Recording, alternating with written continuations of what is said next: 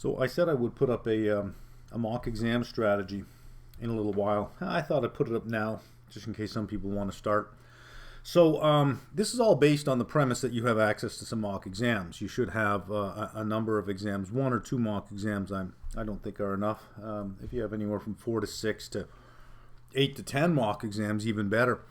If you don't have mock exams, there is a package of 6 mock exams on the CELS site. I'll put the link in the description box below. 6 full mock exams for $80 Canadian, not US, Canadian. Anyways, so let's get into the strategy here. Here is a common statement when somebody tries a mock exam. I thought I knew this stuff, but I tried a mock exam and I'm scoring below 50%. Now I'm worried. What's going on? Hey, listen, that is perfectly normal, because when we study, we're not quite sure what we're supposed to pay attention to, what seems important, what doesn't. So we tend to hit the highlights, and we have a good overview of what we have learned, and we think we know it well. The mock exams are meant to show us where the holes are. And here's the thing, there are always going to be holes. There always are. It is part of your study strategy is to do mock exams. You have to test yourself, otherwise you don't know where the holes are. So when you first do a mock exam, you'll do half an exam, that's 120 questions, and you don't score well. The tendency is to get discouraged. Wow, this is not working out. I'm getting nervous now. And when you get nervous, you get frustrated. When you get frustrated, you can't calm down, and that's it. Nothing gets better from there. So you have to understand that the first one you do is your baseline. It's not a true measure of your ability to get it done. It is your baseline. It highlights where you need work. So everybody really has to do a mock exam. Everybody has to, because you got to figure out where your holes are. So here's my strategy here. If you have 6 full exams, that means you have 12 half exams. You're going to do a half exam at a time. Your first half exam, you're going to give yourself a maximum of 3 minutes per question. The real exam, you get 90 seconds per question. That's it. Here you're going to give yourself 3 minutes per question. Now, the reason it's important to do these exams, there's a number of reasons. Number one, it's not just one section.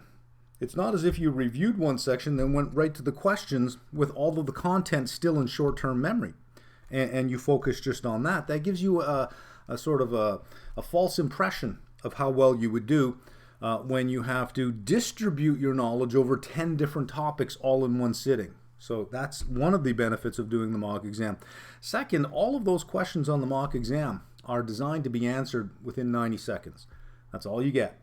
Read the question, understand the question, answer the question, move on. You got 90 seconds per question. The questions at the back of the reading, when you do the readings, the end of chapter questions, those are meant to reinforce your understanding of the content. They don't necessarily have to be answered within 90 seconds. They can take sometimes up to 4 or 5 minutes on each one to answer. So being able to answer those doesn't mean that it's the same as doing a mock exam where you only have 90 seconds per question. So anyways, let's get back to this.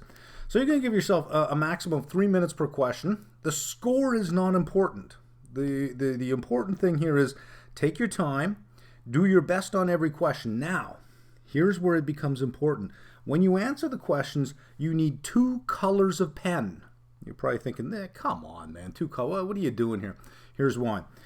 If you have a question, let's say number 1, A, B, C, and you're reading it and you go, it's B.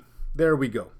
Let's say you get to another question, number 2, A, B, C, and you say, you know what, I don't know.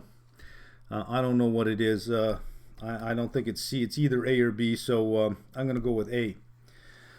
You're going to want to distinguish the questions that you guess at versus the ones that you know, so you can judge your true score, not your score with guessing, because sometimes guessing can give you a bump of 10 or 15 marks. You want to know what your true score is. So if you can, try to separate what you think. If you say, I think it's B, then use a blue pen. If you're guessing, going, I don't know, I'm going to guess A, use a red pen. If you get it right, great. But if you get it right, understand that you got it right because you guessed. All right, that's important to know. You got it right because you guessed. So if you're getting 70% on exams, But after you remove your guessing, you're only getting 60%. You've got work to do. That's important. Anyways, give yourself a maximum of 3 minutes per question. Get your score. That's your baseline. Don't get discouraged about that score. It's just a baseline score. Now, you're going to review. You're going to grade. The exam is structured so that all of the ethics questions come first, then all of the quant questions. So as you're grading them, try to give yourself a score per section. And you're going to review from your weakest to your strongest. The weakest to the strongest, because you're going to get the biggest bang for the buck by bringing up those weak ones. The weakest to the strongest, you're going to take 2 to 3 days after you write your first one to review. Then you're going to write your next one, but you're going to dial it back. You're only going to give yourself a maximum of 2 minutes 45 seconds per question. No more 3 minutes. That's a maximum now. And you're going to score it.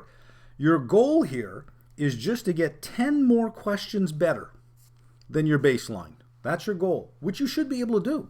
You got a baseline score. You reviewed from your weakest to your strongest.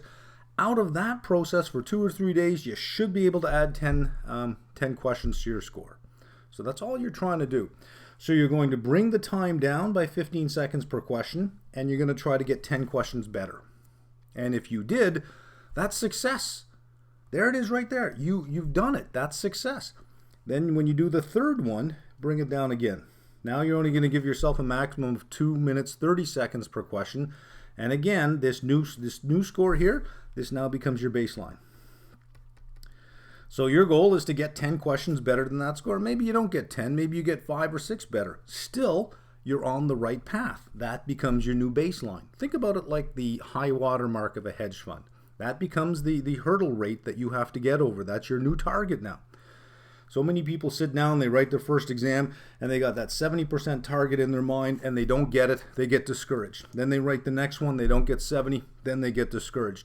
And they're not paying attention to, well, maybe you got 50% here, maybe you got 55 over here. Hey, you're on the right path. You're getting better. And then again, just review. Again, weakest to strongest. And maybe on your second one, your weakest section isn't the same weakest section. Well, that's great. But always review weakest to strongest, because pulling up the weakest is the biggest bang for your buck. That's where you're going to make the most points.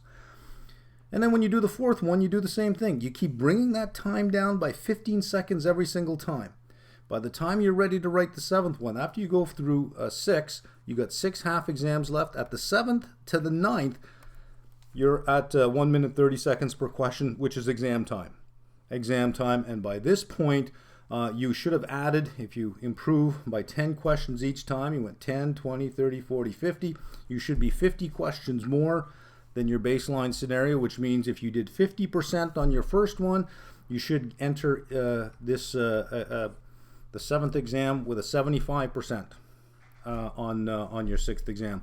7 to 9, do it at 1 minute 30 seconds per question. Again, trying to maintain or better your score. It's going to be hard to continually add 10 points to your score, but you're always going to try to maintain or better that score over 70%.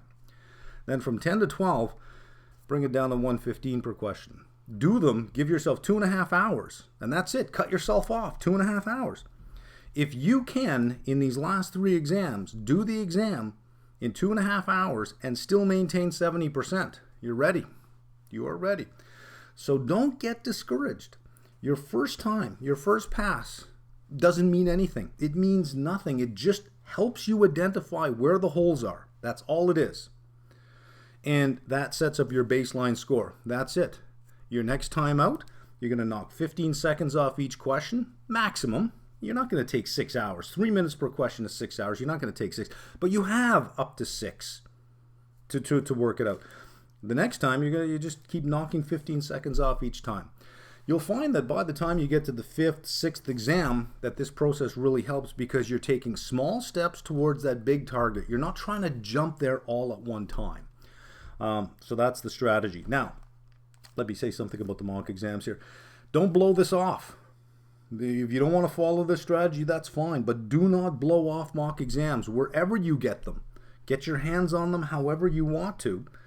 But don't blow it off, because these really simulate the real exam, and they really give you an idea of how you will perform on the real exam in a 3-hour stretch where you have 120 questions that you have to get through. and you're going to go across 10 different topics in those 120 questions. There is an expression that candidates use going into an exam: mock till you drop. Mock till you drop. It is important. Do not blow off the mock exams. You're going to want to do them. All right. There we go.